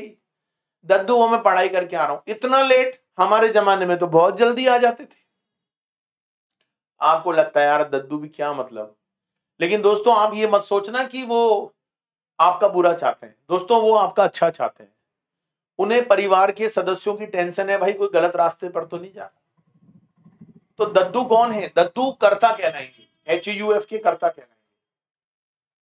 और जो को पार्टनर्स होते हैं, को पार्टनर्स, को पार्टनर्स का मतलब होता है मेंबर्स, मेंबर्स, बाकी के जो भी मेंबर्स हैं। अच्छा मेंबर में कौन आएगा? मेल भी आएंगे और फीमेल भी आएंगे। जैसे मेल मेंबर भी आएंगे, उनकी जो वाइफ्स हैं वो भी आएंगी, और अनमैरिड जो डॉटर होती है, अनमैरिड डॉटर वो भी आएंगी। क्योंकि अगर उनकी मैरिज हो जाती है तो भाई फिर वो तो दूसरे HUF का मेंबर बन जाती है ना। हाँ सन तो हमेशा यही रहेंगे, लेकिन डॉटर का जब तक शादी नहीं होता है तब तक तो वो इस HUF की मेंबर है।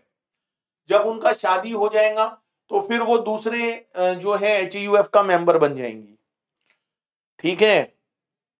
तो बहुत सारे बिजनेस ऐसे होते हैं जो एक जने का नहीं होता है, वो पूरे HUF का होता है, परिवार के सदस्यों का होता है।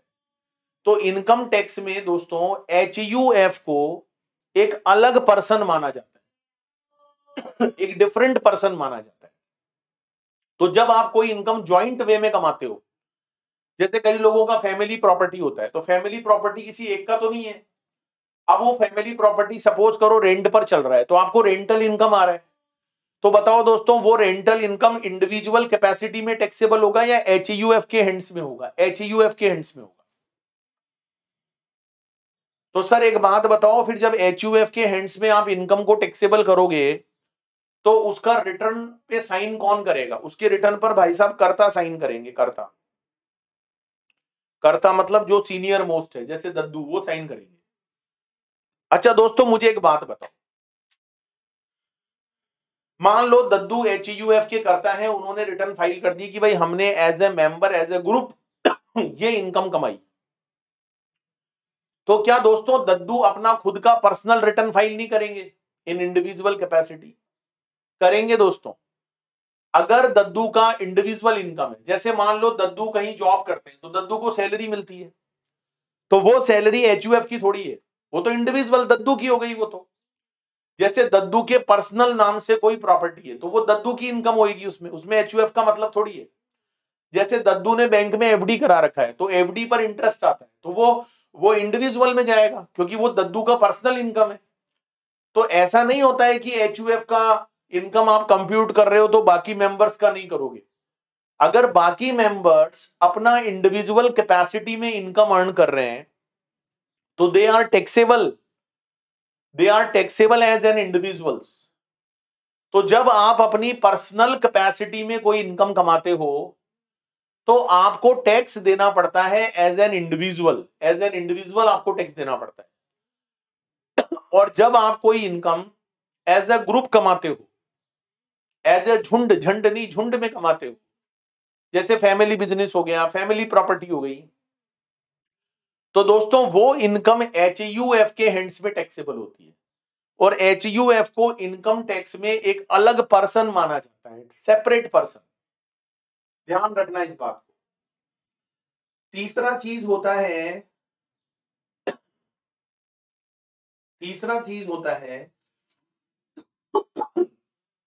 तीसरा चीज क्या होता है भाई? फर्म होता है।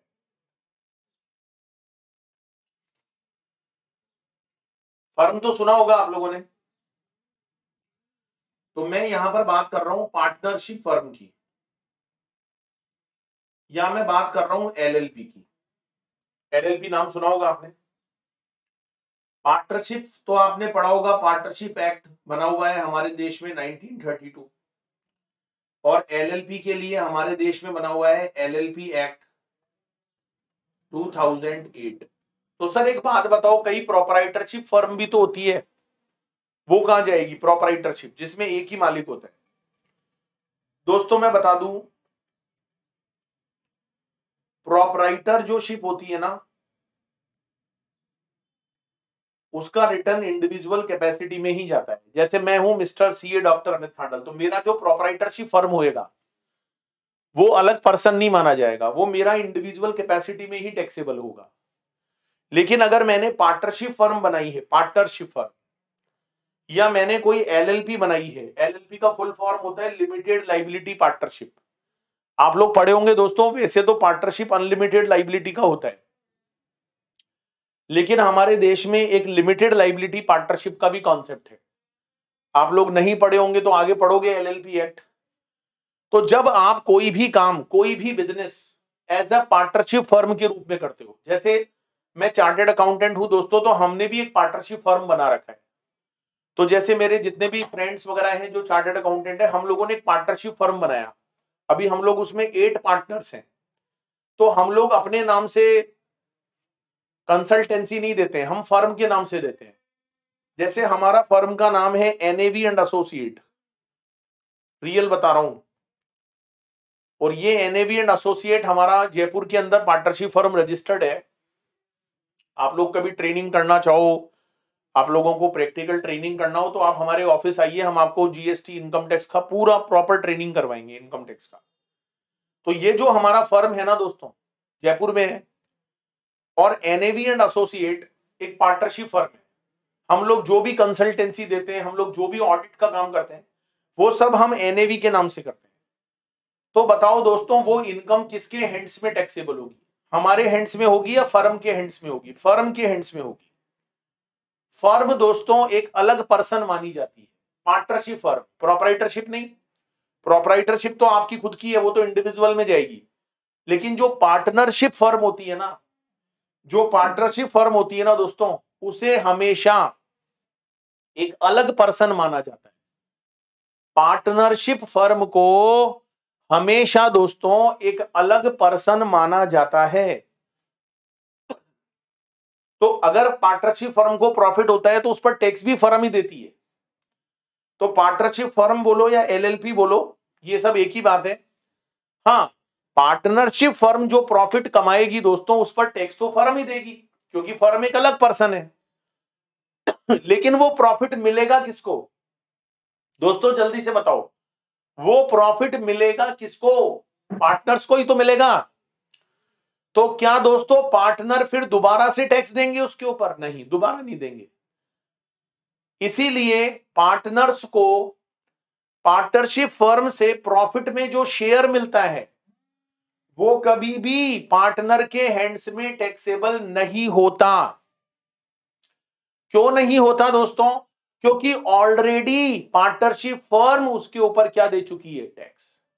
अरे एक चीज पर दो दो बार टैक्स लोगे? बच्चे की जान लोगे? तो भाई साहब फर्म बनाकर अगर काम करोगे तो फर्म को एक अलग पर्सन माना जाता है, पार्टनरशिप फर्म को। उसका टैक्स भी पार्टनरशिप फर्म ही देती है, एलएलपी खुद देती है। हाँ, वो प्रॉफिट पार्टनर्स में डिस्ट्रीब्यूट होता है, आई नो, लेकिन क्या वो पार्टनर की इनकम में जुड़ेगा? नहीं जुड़ेगा, क्योंकि ऑलरेडी फर्म ने उसके ऊपर क्या दे दिया? टैक्स। तो सर फिर पार्टनर क्या अपना रिटर्न फाइल नहीं करेंगे? करेंगे ना। जैसे मैं फर्म का पार्टनर हूं तो हम जो फर्म से प्रॉफिट कमाते हैं उस पर तो फर्म टैक्स देती है, उस पर मैं नहीं देता।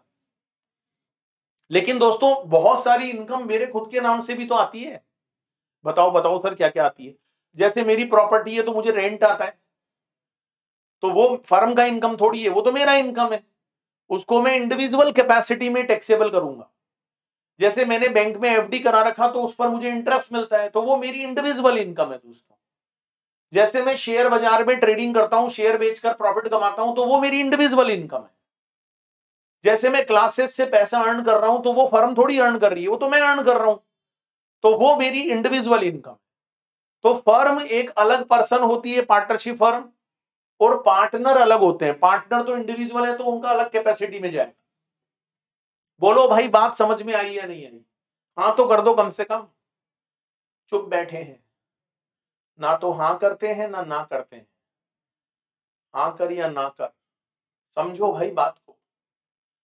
तो सर फिर एचयूएफ में और फर्म में क्या फर्क? अरे एचयूएफ में कौन लोग होते हैं? परिवार के लोग होते हैं। फर्म में तो कोई भी हो सकता है, आपका दोस्त भी पार्टनर हो सकता है, आप भी हो सकते हो। फर्क है दोनों में, बहुत बड़ा डिफरेंस है। एचयूएफ में कोई भी बंदा मेंबर कब बनेगा? जब वो आपके परिवार में जन्म लेगा या उसका शादी हुआ है आपके परिवार में। फर्म में तो कोई भी हो सकता है ना पार्टनर। ओके ओके सर, समझ में आई बात। इसके बाद फोर्थ कैटेगरी होती है भाई साहब कंपनी। कंपनी दोस्तों हमारे देश में बना हुआ है कंपनीज एक्ट 2013। Companies act 2013। दोस्तों कंपनी को हमारे देश में एक अलग पर्सन माना जाता है। अच्छा, कंपनी का पहचान क्या होता है? पहचान कौन? उसके पीछे लगा होता है प्राइवेट लिमिटेड या लिमिटेड, इसका मतलब वो कंपनी है। दोस्तों कंपनी का जन्म कैसे होता है? कंपनी को इनकॉर्पोरेट करवाना पड़ता है। हमारे देश में कंपनीज एक्ट बना हुआ है 2013, वहां पर हमें कंपनी को इनकॉर्पोरेट करवाना पड़ेगा। बहुत सारे लोग अपना बिजनेस खुद के नाम से नहीं करते, कंपनी के नाम से करते, तो वहां पर टैक्स देने के लिए लाइबल कौन होती है? कंपनी होती है। मेरे पास कई लोग आते हैं कि सर हमारी कंपनी बनवा दो प्राइवेट लिमिटेड। मैंने कहा भाई तेरे को पता है क्या प्राइवेट लिमिटेड का मतलब क्या होता है? कि सर नहीं पता। सर मेरे दोस्त ने बनाई थी प्राइवेट लिमिटेड, मैं भी बनाऊंगा, मेरे को अच्छा लगता है ऐसे प्राइवेट लिमिटेड लिखा हुआ। मैंने कहा भाई अक्ल के अंधे, प्राइवेट लिमिटेड का मतलब समझता है? तो कंपनी बना रहा है, कंपनी के खर्चे ज्यादा होते हैं, कंपनी को ऑडिट करवाना पड़ता है, कंपनी का टैक्स ज्यादा बनता है। कि सर वो सब बात ठीक है, लेकिन भाई को प्राइवेट लिमिटेड चाहिए तो चाहिए। मैंने कहा बना ले प्राइवेट लिमिटेड, हमको क्या दिक्कत है यार, हमको तो पैसा मिलेगा। तो अगर आप कोई भी बिजनेस खुद के नाम से नहीं करना चाहते तो आप वहां पर प्राइवेट लिमिटेड कंपनी बना सकते हो या लिमिटेड कंपनी बना सकते हो। कंपनी बनाने से बेनिफिट ये होता है कि कंपनी अपने शेयर इशू कर सकती है, शेयर इशू करके कंपनी जनता से पैसा ले सकती है। कंपनी बनाने के पीछे लॉजिक होता है कि हम अपने बिजनेस को एक बड़ा फॉर्म में क्रिएट करना चाहते हैं। तो दोस्तों आप जो भी प्रॉफिट कमाओगे वो कंपनी के हैंड्स में टैक्सेबल होगा। कंपनी को इनकम टैक्स के कानून में, इनकम टैक्स के लॉ में एक अलग पर्सन माना गया है। Company is a separate person my dear friend. Company को एक अलग पर्सन माना गया है।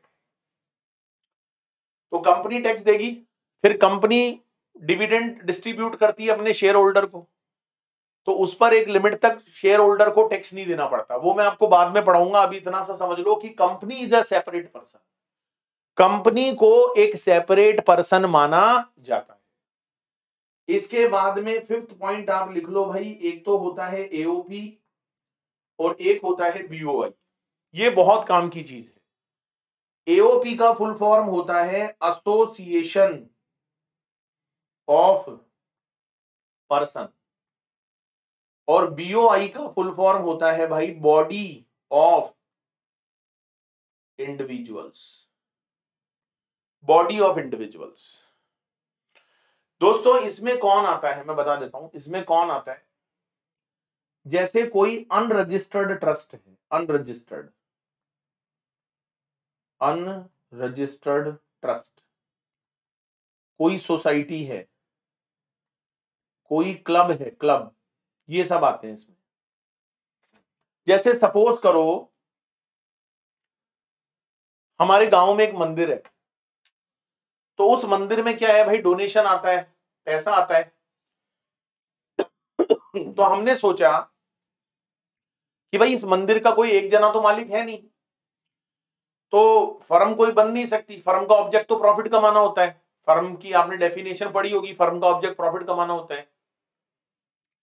कंपनी भी हम नहीं बनाना चाहते, तो हमने वहां पर एक ट्रस्ट क्रिएट कर लिया मंदिर में। अच्छा वो ट्रस्ट अभी रजिस्टर्ड नहीं है, हमने वैसे ही गांव के लोगों ने मिलकर एक ट्रस्ट बना लिया। अब दोस्तों वो जो ट्रस्ट है, सपोज करो उसके अंदर जितने भी मेंबर्स हैं वो सारे इंडिविजुअल मेंबर्स हैं, उसमें कोई फर्म कोई company is not a member, only individuals are member. 10 15 20 50 कितने भी मेंबर हो सकते, तो हम उसको बोलेंगे बॉडी ऑफ इंडिविजुअल्स। हम उस ट्रस्ट को क्या बोलेंगे, बॉडी ऑफ इंडिविजुअल्स। वो अनरजिस्टर्ड ट्रस्ट जब हर साल अपना इनकम टैक्स रिटर्न फाइल करेगा, क्योंकि उसको भी अपना रिटर्न तो फाइल करना ही पड़ेगा, तो वो जब ट्रस्ट अपना रिटर्न फाइल करेगा तो उससे पूछा जाएगा भाई आप कौन से वाले पर्सन हो, आप कौन से वाले पर्सन हो, तो बताओ वो कहां पर टिक लगाएगा, body of individuals, body of individuals. तो सर फिर ये एसोसिएशन ऑफ पर्सन क्या होता है, सपोज करो दोस्तों उस ट्रस्ट के अंदर इंडिविजुअल लोग भी मेंबर हैं, उसमें कोई फर्म भी मेंबर बन गई, कोई कंपनी भी मेंबर बन गई, तो इंडिविजुअल के अलावा अगर कोई भी दूसरा पर्सन उसका मेंबर बन जाता है तो हम उसको बोलते हैं एसोसिएशन ऑफ पर्सन, क्योंकि दोस्तों ये सब लोग पर्सन हैं। तो अगर इंडिविजुअल लोगों का ग्रुप होगा, ध्यान से सुनना, अगर ग्रुप के अंदर सारे लोग इंडिविजुअल ही हैं तब तो हम बोलेंगे बीओआई, बॉडी ऑफ इंडिविजुअल।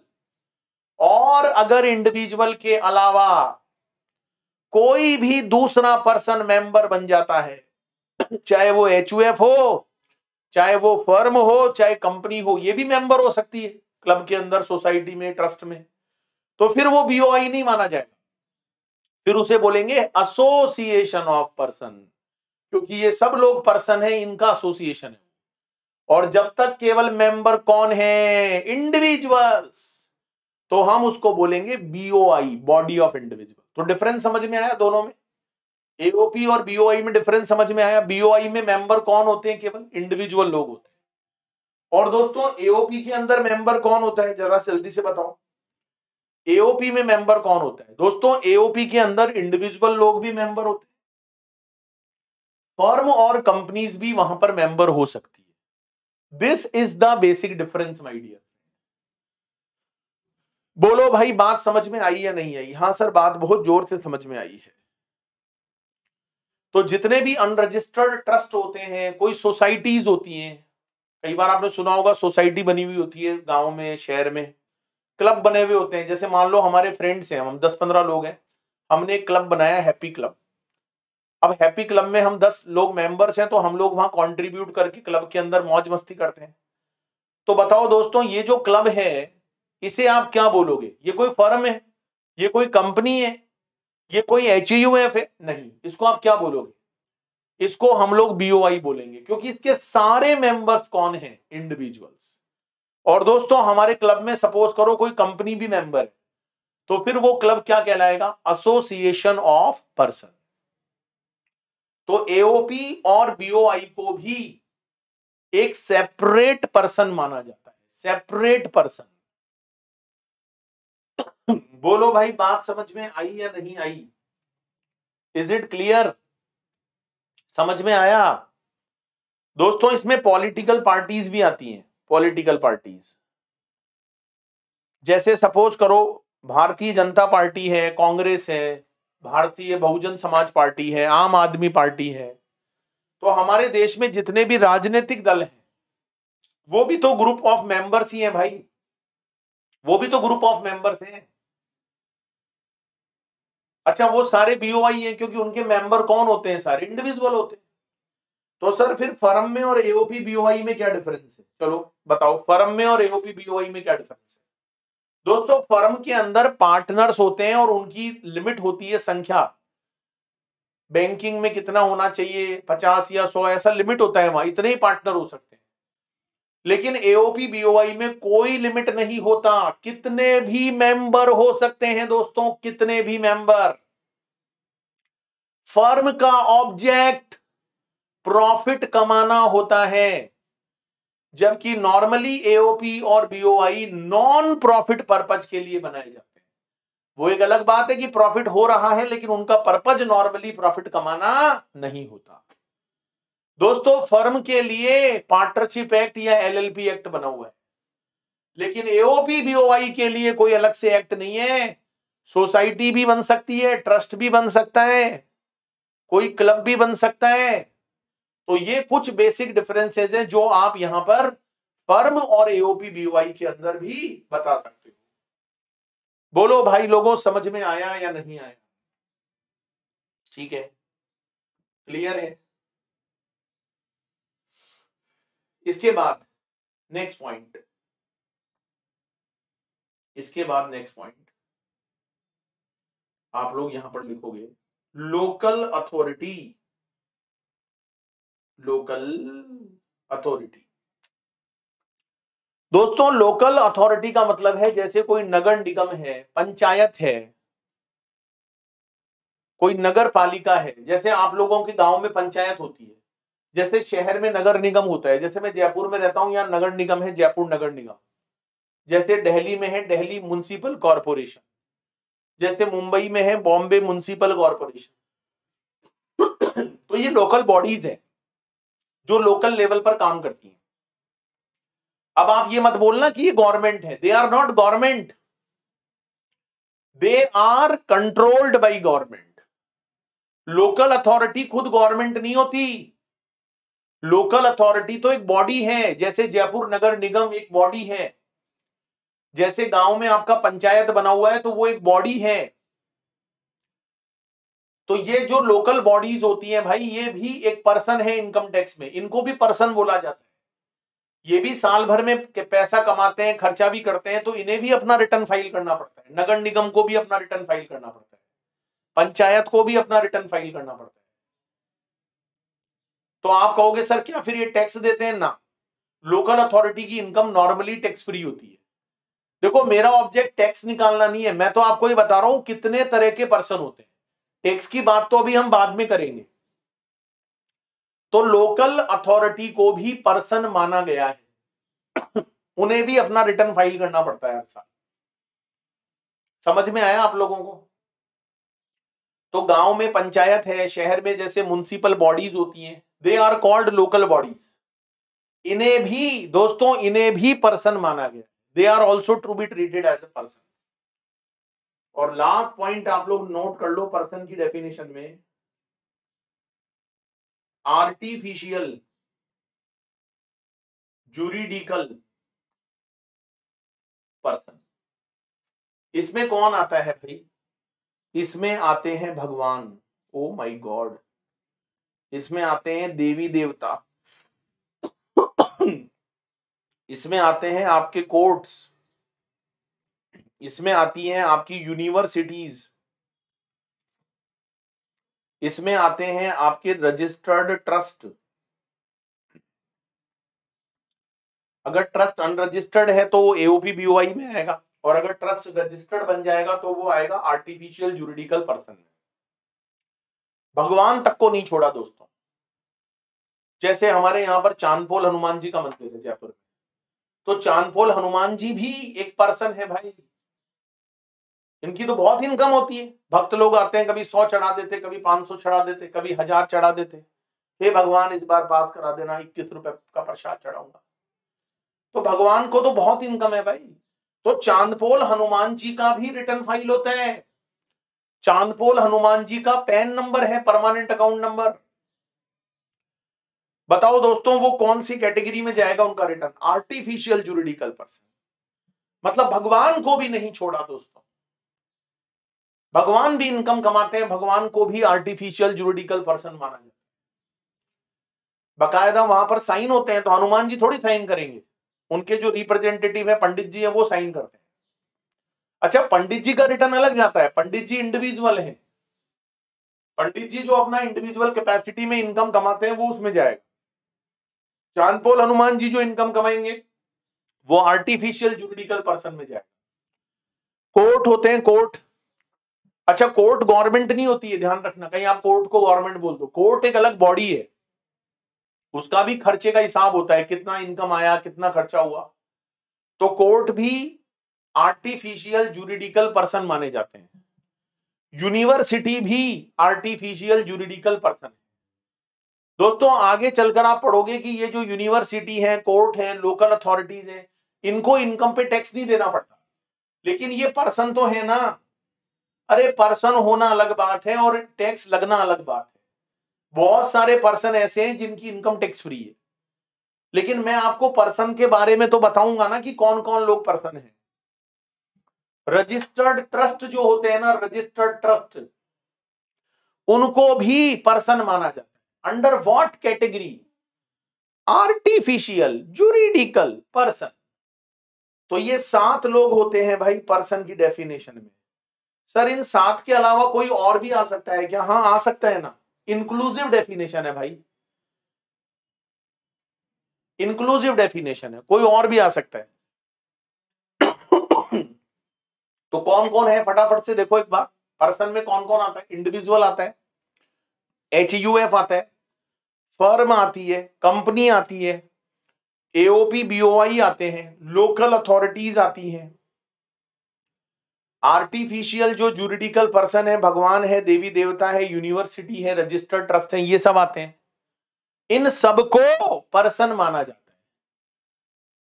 और ये सभी पर्सन दोस्तों जितना साल में रेवेन्यू कमाए हैं इसका उनको रिटर्न फाइल करना पड़ता है। और जब आप कभी प्रैक्टिकल ट्रेनिंग में जाओगे तो आप देखना, वहां आप रिटर्न फाइल करोगे ना, तो आपसे कंप्यूटर में वो पूछेगा कि आप कौन से वाले पर्सन हो। जैसे आपको अपना रिटर्न फाइल करना है तो आप किस पे टिक लगाओगे? आप इंडिविजुअल पे टिक लगाओगे। अच्छा, सबका टैक्स रेट अलग अलग होता है, इंडिविजुअल का अलग है, फर्म का अलग है, कंपनी का अलग है। वो मैं आपको आगे आने वाले कमिंग क्लासेस में बताऊंगा। यहां तक दिक्कत है किसी को? वैसे आपको समझ में आ रहा होगा दोस्तों, मुझे कमेंट करके जरूर बताइएगा। मेरा व्हाट्सएप नंबर है स्क्रीन पर, कोई डाउट कंफ्यूजन रहे तो मेरे से जरूर पूछिएगा। अगर आप पूछेंगे दोस्तों तो मुझे अच्छा लगेगा, ठीक है। चलो एक डेफिनेशन और पढ़ लेते हैं, बाकी का फिर हम नेक्स्ट क्लास में कवर करेंगे। तो अभी अभी मैंने आपको पर्सन का डेफिनेशन बताया। दूसरा डेफिनेशन जो हम यहां पर पढ़ने जा रहे हैं, that is called assessee. Assessee, assessee, assessee word दोस्तों इनकम टैक्स में बहुत बार आता है। असेसी, असेसी का मतलब मैंने जनरल तो बताया था भाई, टैक्स पेयर को हम असेसी बोलते हैं। जो लोग टैक्स पेयर हैं वो सब असेसी हैं। लेकिन अगर हम इसका प्रॉपर डेफिनेशन जाने, अच्छा सारा डेफिनेशन आपको सेक्शन 2 में दिया हुआ है, सेक्शन नंबर याद करना, सब सेक्शन नंबर याद करना बिल्कुल भी जरूरी नहीं है। तो देखो, पर्सन होना अलग बात है और असेसी होना अलग बात है। सर पर्सन ही तो असेसी बनेगा? हाँ पर्सन ही असेसी बनेगा, लेकिन जरूरी नहीं है कि हर पर्सन असेसी बने। एक बार पहले आप असेसी का डेफिनेशन समझ लो, फिर मैं आपसे बात करता हूं। तो सबसे पहले आप इसका डेफिनेशन लिख लो कि असेसी का मतलब क्या होता है। तो यहां पर आप लिखोगे assessee means any assessee means any person. लिखने का बहुत बेनिफिट होता है दोस्तों, ये जो हैंड राइटिंग नोट्स है ना, इनसे आपको बहुत कॉन्फिडेंस आने वाला है। assessee means any person who is liable to pay tax, interest or penalty under income tax act and includes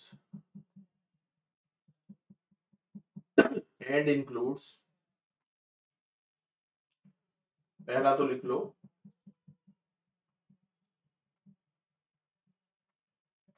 deemed assessee,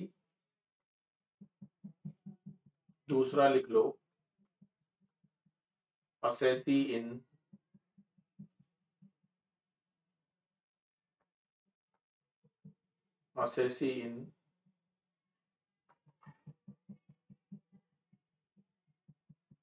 default.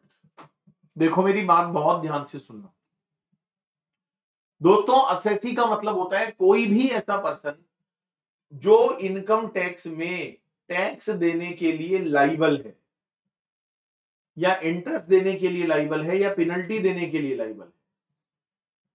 कोई भी पर्सन, मतलब वो इंडिविजुअल भी हो सकता है, वो फर्म भी हो सकती है, वो कंपनी भी हो सकती है, वो एओपी बीओआई भी हो सकते हैं, वो आर्टिफिशियल पर्सन भी हो सकते हैं। कोई भी पर्सन जो इनकम टैक्स में टैक्स देने के लिए लाइबल है, इंटरेस्ट देने के लिए लाइबल है, या पेनल्टी देने के लिए लाइबल है, तो भाई उसको हम लोग असेसी बोलेंगे। उसको हम लोग क्या बोलेंगे? असेसी।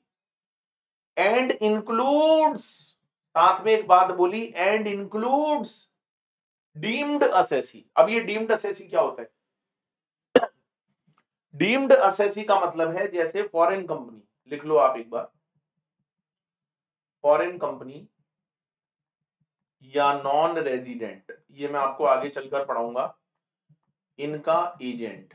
जैसे समझो, मान लो कोई फॉरेन कंपनी है, यूएसए में रजिस्टर्ड कंपनी है, वो इंडिया में बिजनेस करती है, प्रॉफिट कमाती है। बताओ इंडिया में टैक्स देगी नहीं देगी? बिल्कुल देगी। इंडिया से प्रॉफिट कमाओगे भाई साहब, टैक्स देना पड़ेगा। या कोई नॉन रेजिडेंट पर्सन है जो नॉर्मली इंडिया के बाहर रहता है, लेकिन वो इंडिया से प्रॉफिट कमाता है, तो क्या वो इंडिया में टैक्स देगा? बिल्कुल देगा, देना पड़ेगा भाई, इंडिया से कमा रहे हो। तो सरकार इंडिया में टैक्स किससे मांगेगी? क्योंकि वो लोग तो यहां पर रहते ही नहीं है, वो तो बाहर रहते हैं। तो उनका इंडिया में जो भी कोई एजेंट होगा, एजेंट, वो एजेंट यहां पर असेसी माना जाएगा, क्योंकि वो खुद तो यहां पर रहते नहीं है। तो उनका जो एजेंट है इंडिया में, जिसके थ्रू वो इंडिया में काम कर रहे हैं, उस एजेंट को डीम्ड असेसी माना जाएगा। डीम्ड का मतलब मानो तो ठीक, मानना पड़ेगा, जबरदस्ती है। देखो ये इनकम टैक्स वाले क्या करते हैं, काफी चीजों के आगे डीम्ड लिख देते हैं। तो डीम्ड का मतलब है मानना पड़ेगा, जबरदस्ती है।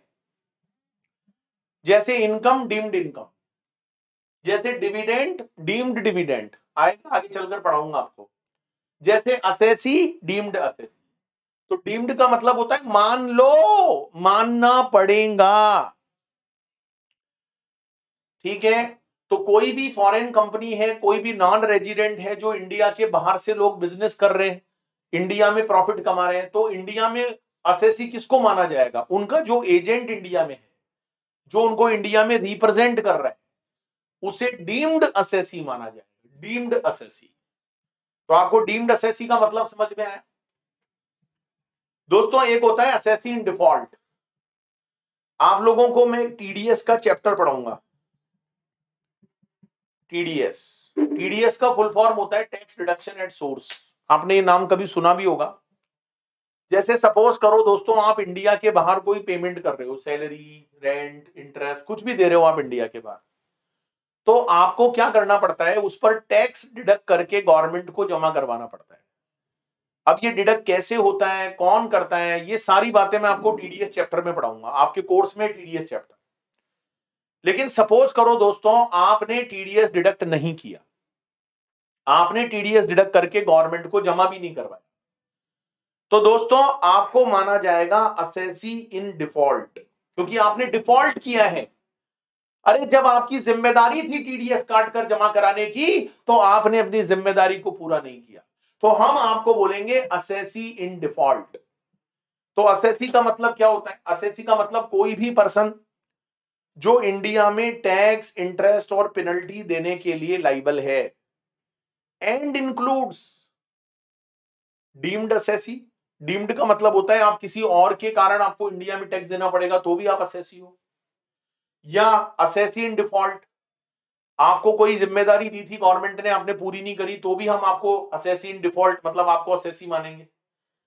ठीक है, तो मैंने क्या बोला भाई, असेसी होना अलग बात है और पर्सन होना अलग बात है। अब मान लो कोई बंदा पर्सन तो है, ये देखो, जैसे सपोज करो आप लोग अभी स्टूडेंट हो, तो आप इंडिविजुअल तो हो, नेचुरल हो भाई, मेल फीमेल में कवर होते हो आप, तो आप पर्सन तो हो गए, लेकिन बताओ क्या आप असेसी हो? नहीं। क्यों नहीं हो?